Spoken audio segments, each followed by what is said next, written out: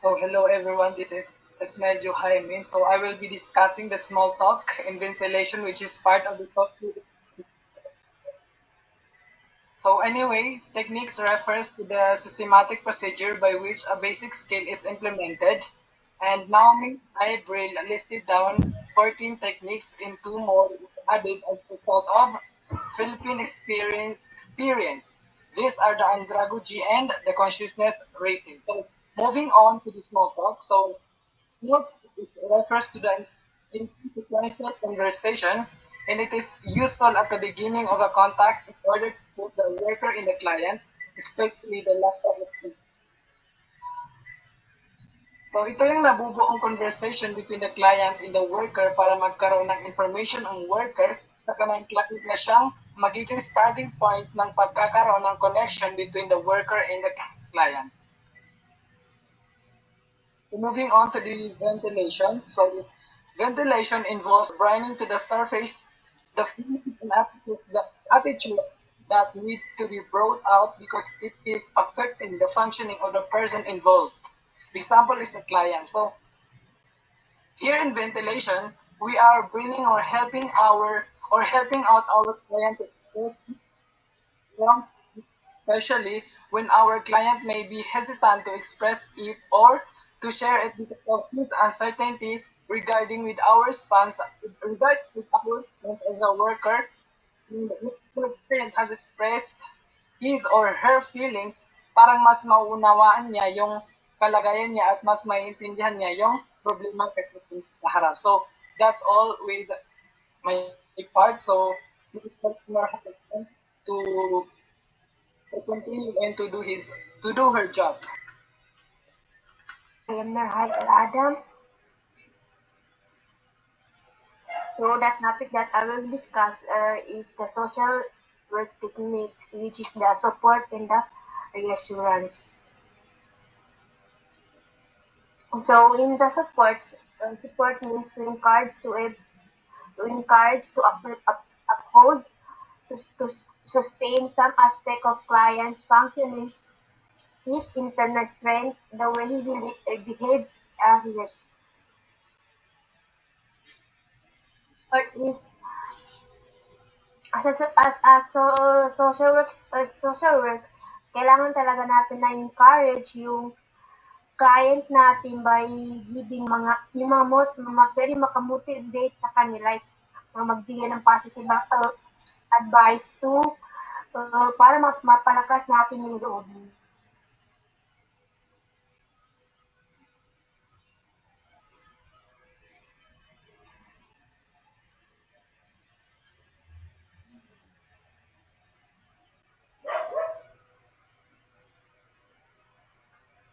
Tapos na? So the reassurance naman is this technique involves assuring the client that the situations which which he is struggling as a attainable solution and that he has the capacity to deal with his own. So dito sa insurance is parang nagiging guide lang tayo sa ating mga clients. So tayo lang nagbibigay ng mga possible solution dun sa situation or problem na kanilang kinakarap. Kasi dapat hindi pwede aso lang ng client sa atin yung ano yung lahat ng problema kasi dapat na may kakayahan din yung client na i-deal yung kanyang sariling problema. Kasi tayo lang yung nag-guide para sa kanila. So hi, good day to each and every one of us. My name is Lee Artonas de Guzman, and I'm gonna report about the confrontation and the conflict. So the confrontation, it is to come face to face with the hard facts of situation with reality. It is to lay down the cards on the table and look at the team as they are. So what does that mean? What does that mean? So confrontation, facing the facts no matter what it is or how hard it is, kung ano man yung facts na nandyan. Then laying the cards means saying all the facts and facing them, yun nga, kahit gaano nga siya kahirap. So, we have the conflict. Ano yun, what we mean by the conflict is that we social worker do not inflict conflict.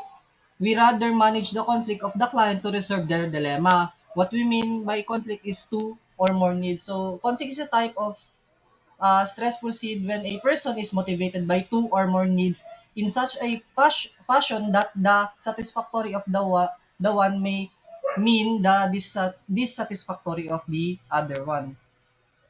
And number seven, social work practice technique is management used to provide constructive experience or to achieve a desirable goal. Example, arrange a chance meeting between an estranged couple.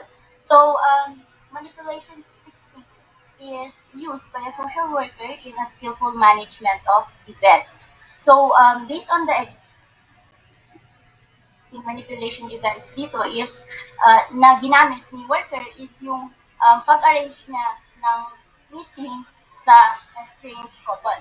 So, naka-emphasize ang salitang chance meeting dahil may choice ang couple na umattend at hindi umattend sa meeting, no?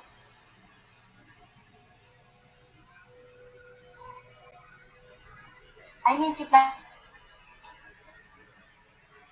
kumbaga, choice nila yun at decision nila. So, that's why we called it manipulation event. Because in social work, there is such a thing as environment manipulation, or the worker may manipulate a situation to achieve a desirable goal, which will boost the client's own ego or self-esteem.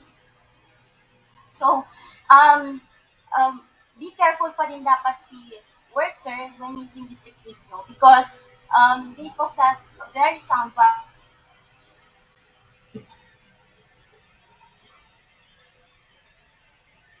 society in order to manipulate constructively or positively and without taking advantage the client situation or without exploiting others. No? So next is the universalization. So universalization is the utilization of commonality of human experience and the strengths of others to cope with situations similar to those which are troubling the client. So the universalization is a term used in social work to reassure clients about the normality of their feelings regarding their own situation. So most probably, no, meron talagang client na akala nila or iniisip nila na yung problema nila is unique, no? Like walang nakakaintindi sa kanila na walang nakakaintindi sa kanila or walang nakaka-relate sa sitwasyon nila. Kumbaga, iniisip nila na sila lang yung may ganong problema. No? So, mostly, they subject themselves to excessive anxiety or self-pity. And si worker naman dito is gagamitin niya itong universalization technique to help the client to bring their awareness the reality that there are many others gagamitin worker na or ni therapist para tulungan si client na makarealize na normal lang yung ganong mga nararamdaman niya. And hindi siya nag-iisa at may nakakaintindi sa kanya. So that is universalization. And again, this technique is used by the social worker to demonstrate to the clients that their feelings and their feelings and experiences are not unique and are shared by other members of society. So next is the advice giving and counseling. So kung makikita niyo walang definition dyan. So um, in advice giving, no, anybody can give advice on the basis of their past experiences and their needs. Especially social workers who work with people all day and come across various problems every day. So, giving advice is something that comes naturally, lalo na pag nakaka-relate ka sa situation or problems ni client. So, however, whatever you advise is motivating and positive in nature. If you lack the knowledge to advise them, then you can always try to change their mood. Make sure make them laugh, tell them about something interesting you heard or did recently, Kumbaga, kwentuhan mo si client so that they will forget their worries at least for the moment and laugh with you, So another thing is not always important to advise something. People are not usually looking for answers to their problems all the time. They are looking for someone who can hear them out. Only speaking out their issues make them feel light. Make sure you'll be a good listener. So, in counseling naman, so hindi ko na masyado pahahabain yung explanation ko dito since meron naman tayong counseling kay Ma'am Jo and lahat naman tayo is may idea na about dito. So, sa counseling, is the process of assisting and guiding clients, especially by a trained person on a professional basis to resolve personal, social, or psychological problems and difficulties. So, si counselor or si worker, is not judgmental and getting emotionally involved with the client. And also, the worker or counselor is not there to tell their clients what to do or how to do it, but to help them work out for themselves what they are going to do and the best approach to take. So I think that's the end of my report. That's all. Thank you. Assalamualaikum warahmatullahi ta'ala wabarakatuhu. And good day everyone. I am Mariam Bibuisan and my topic is the continuation of the social work techniques. Number 10 is activities and programs where it can be used to meet needs that are difficult to deal with, other means, and extend the reach of the worker. So, ang activities and programs ay maaaring maging daan upang si client is matugunan yung kanyang pangangailangan or sa kanyang kailangan. That is why ang activities and programs ay nasali sa social work techniques dahil isa ito sa techniques ng isang worker upang mas mapadali na makonect si client sa right resources in order na marisolba ang problema ni client. So number 11 is logical discussion. So, ang logical discussion, it is a technique which utilizes ability to think and reasons to perceive and appraise reality factors, to see possible alternatives, and to anticipate and evaluate consequences. So, from the word itself, logical, the worker tries to involve the client in a systematic and rational analysis of a situation that requires a decision.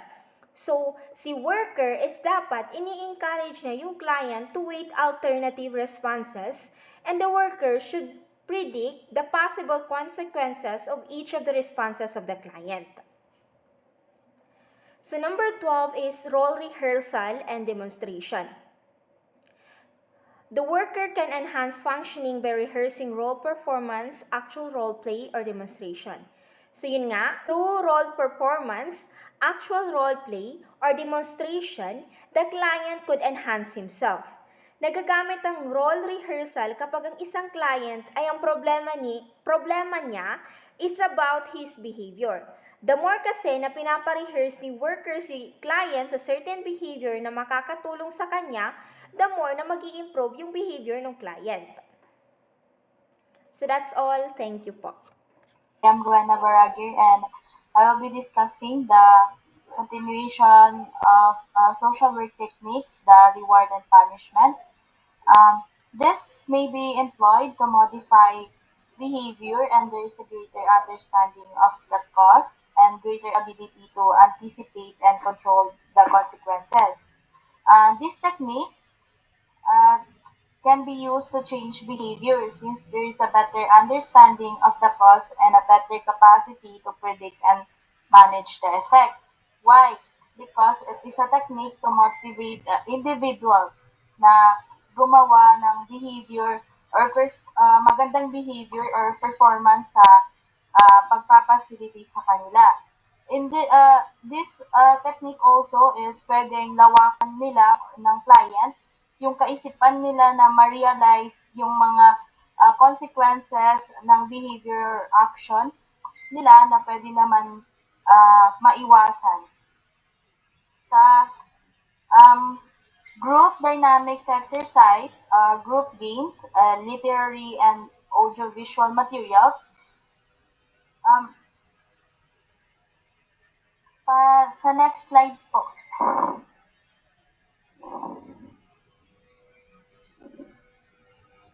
Ah, dito po sa group dynamics exercise, wala po siyang definition, pero it is a technique para magkaroon ng mas matibay na relationship sa client and worker. Kasi by this, mas makikilala ng worker yung client nila by having this kind of dynamic interaction with them. It is a way uh, para sa worker na ma-break yung wall na binild ng client nila para mas mag-open up and ibigay ng client yung ibigay ng client yung trust nila sa worker or sa atin para mas mag-open up sila sa problema nila. Yun lang po. Assalamualaikum everyone. I am Fariza A. Ibrahim and this is the last two social work techniques. So actually there are only 14 but these two were added as a result of Philippine experience which is yung andragogy and the consciousness raising. So number 15 is the andragogy. So Knowles describes andragogy as the art and science of helping adults to learn. So typically andragogy means the understanding of science and practice of adult learning. So this contrast, meron tayong pedagogy. So which is the understanding of the science and practice of children learning. So andragogy is ito na yung sa adult learning, while ang pedagogy is practice of children learning. So as a social worker, we are the one to help them to learn different or other dependent skills and access knowledge for them to be more self-motivated. So if proper yung pagtuturo natin sa mga adult, it helps them to understand themselves clearly and objectively. Parang they can learn on how they know their motivations, needs, interests, goals, and capacities in life. And dito, as they grow in self-understanding, adults should also increase in self-respect and a passion for continuing growth. So examples are working with OC or OSY, women, community, and leaders. So bakit hindi kasali yung mga senior citizens here sa andragogy? So kasi po here sa andragogy is meron silang merong goal na sinusunod. So if ang senior citizen kasi is mahina na, so may mga training kasi dito sa andragogy. So hindi sila makakasabay dahil na rin sa kanilang sitwasyon. So hindi rin mamimit ng senior citizen yung goal na gagawin or hinihingi ng andragogy. And the last one is the consciousness raising or the conscientization. So dito sa conscientization or sa consciousness raising, it also called raising awareness. So as a social worker, we are the one who help them to be more aware about their relation to the environment or to the society. Kung ano na yung mga nangyayari sa kanilang kapaligiran or kung ano yung mga magagawa nila para makatulong sa kanilang society. I-encourage natin sila as a citizen, as a Filipino citizen, na may magagawa sila if they do action. And hindi natin sila hahayaan na manatili lang sa kanilang sa kanilang posisyon na walang ginagawa para mabago ang kanilang buhay. And in this technique, may mga gagawing activities para mas lalong mulat or ma-aware yung mga individuals na sa mga nangyayari sa kanilang society. And thank you for listening. That's all for my part. Sana po naintindihan nyo po kung ano po yung andragogy and yung consciousness raising.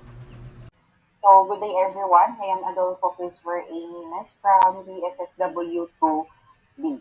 So, and now we are done discussing the techniques and tools given by my co-reporters. Now, let us now proceed to social work skills. So, the social worker must use the tools of his profession with skills, of course, no? For the reason that those tools will be useless kung wala o di kaya ay di masyado galamay ng social worker yung ginagawa niya. According to Leonora's de Guzman, no, one of the books where we have been using, no, since then, ang kakayahan, no, or proficiency, according to her, no, yung social, yung skills, no, or di kaya ito yung mastery, no, ng worker in carrying out work. Furthermore, as stated by Werner Boehm, uh, correct me if I pronounce it wrong, ay naipapakita kapag ang isang social worker ay gumagawa or ginagawa ang mga certain activities. Doon natin nakikita ang skill. And of course, according to Social Work Dictionary, ang ginagamit nating dictionary, if meron kayo dyan, uh, according to that book, skill is referred to proficiency in the use of one's hand, the knowledge, talent, personality, or resources. Now, so much for the introduction. Let us now move on to identify social work skills according to Naomi Breed. First, we have here the differential diagnosis, which refers to the capacity of the worker to understand the uniqueness of his or her client, no? uh, his or her situation also. Meaning, um, ito na yung capacity ng worker, again, na maintindihan niya yung kliyente niya. Meaning, again, ito na yung tayo as a future social worker, paano natin tinatanggap or di kaya naintindihan, no, paano natin tinatanggap at naiintindihan ang kliyente natin at yung situation na meron siya, no, that he or she is into. In line dito yung principle ng social work, which principles ng social work rather, which are the non-judgmental attitude, no, we see our client holistically, without prejudice, of course, no. Of course, belong din dito yung principle of individuality, which means no two persons are completely alike, no, in their identities, even twins. So this means uh, client have their own uniqueness. Of course, everyone has uniqueness. Consequently, uh, kahit na magkambal din, they have their own problems. Under this skill, nakapaloob din dito yung tayong mga future social workers, it is important to know the cultural backgrounds of our clients, no? May it be individual, uh, of course, working with individual, no? And family, no? Or even, or even group or community. So, um, because they have their ways, no, of thinking. No, our clients have their own ways of thinking, feeling, and behaving na pwedeng maging sa atin as a social worker, no, na maiba, no, maaring sa kanila ganito yung cultural background nila tapos sa ating social worker magkaiba. So tayo social worker i-adjust natin yung sarili natin, so that's why we have to dig deeper. We need to understand the cultural background of our clients. And lastly, if we are able to understand, comprehend, no, or grasp, no, our client's situation, no, and the client himself or herself, uh, dito na din papasok yung adaptability, no, adaptability natin as a worker. We do an adjustment, no, as I have said a while ago, we do an adjustment uh, sa mga sa mga gagawin nating technique, no? Para mag-fit or maging harmonize doon sa kliyente natin, no? In order to provide the correct treatment. Para yung mga gagawin nating treatment, of course, uh, di ba kasi we social worker, ang ginagawa naman natin is to ma-overcome yung problema. So, dapat dito sa differential diagnosis, i-adjust natin yung technique natin sa kanila para maging effective yung gagawin natin further intervention or ano.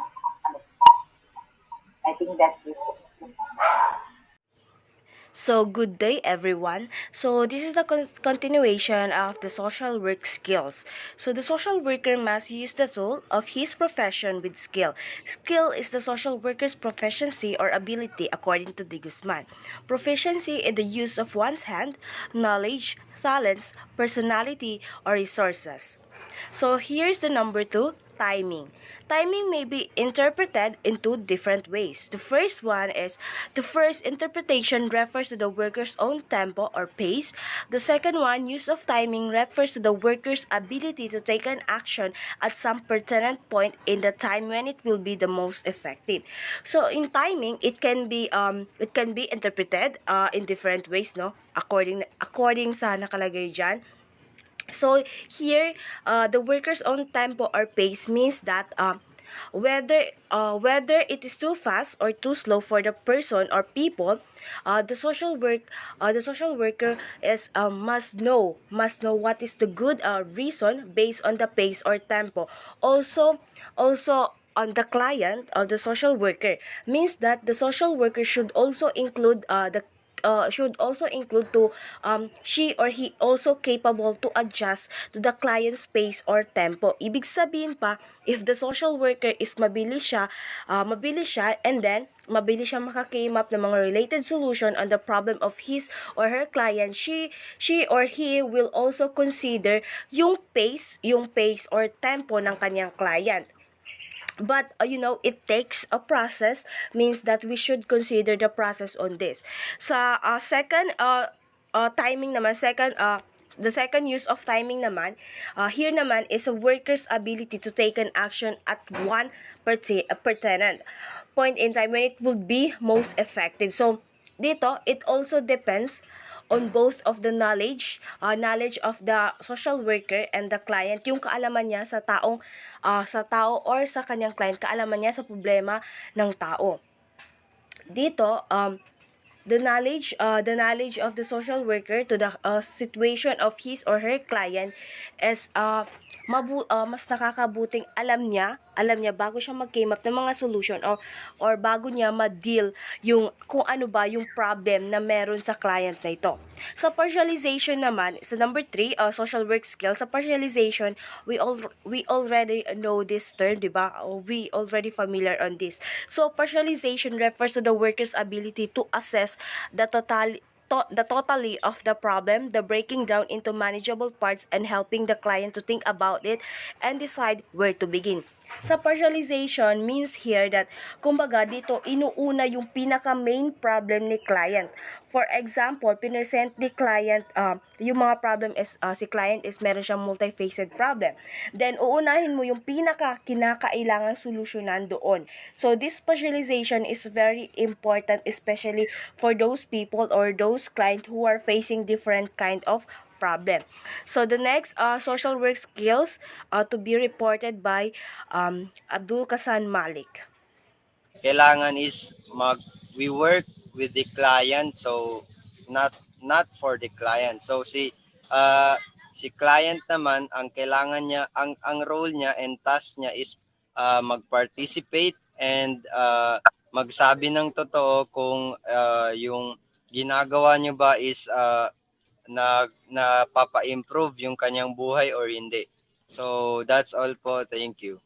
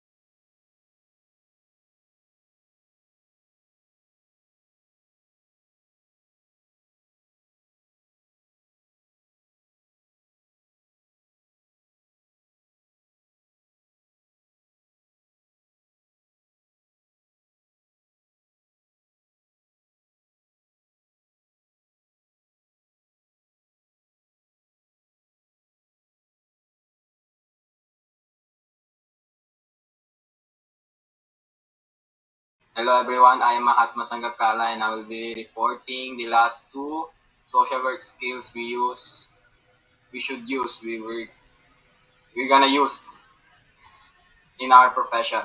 And lahat ng nasabi kanina, lahat ng na-identified na tools and then skills, dito yung sila mapafall sa structuring.